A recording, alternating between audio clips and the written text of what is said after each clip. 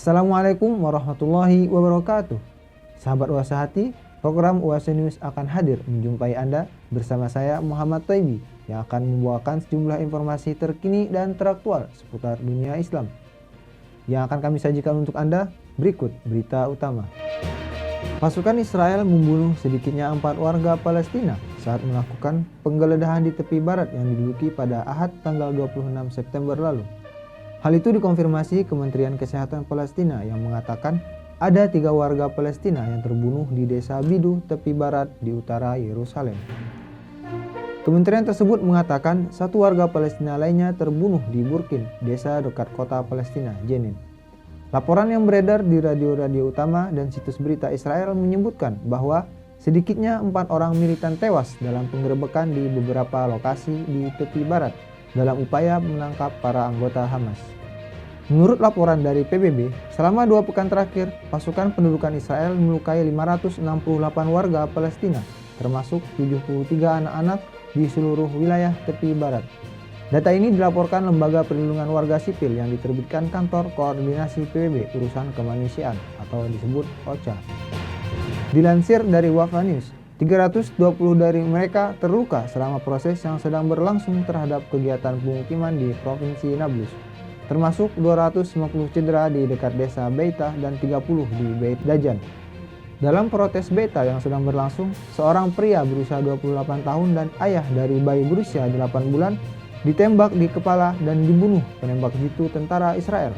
Peristiwa ini meningkatkan jumlah total warga Palestina yang dibunuh oleh pasukan pendudukan Israel sejak itu.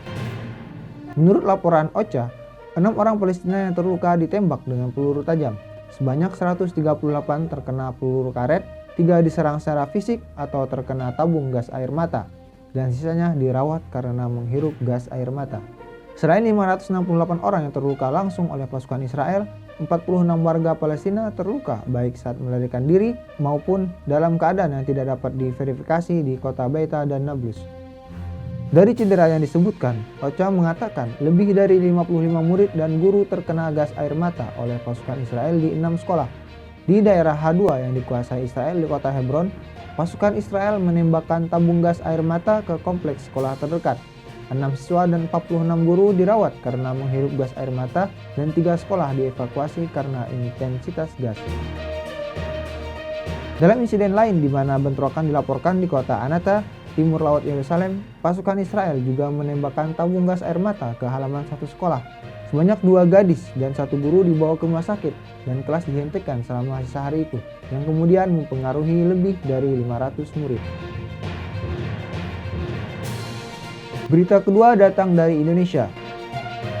Penyerangan terhadap ustadz dan tokoh agama kembali marak terjadi dalam beberapa pekan terakhir. Aksi kriminalitas ini bahkan sampai menewaskan korban.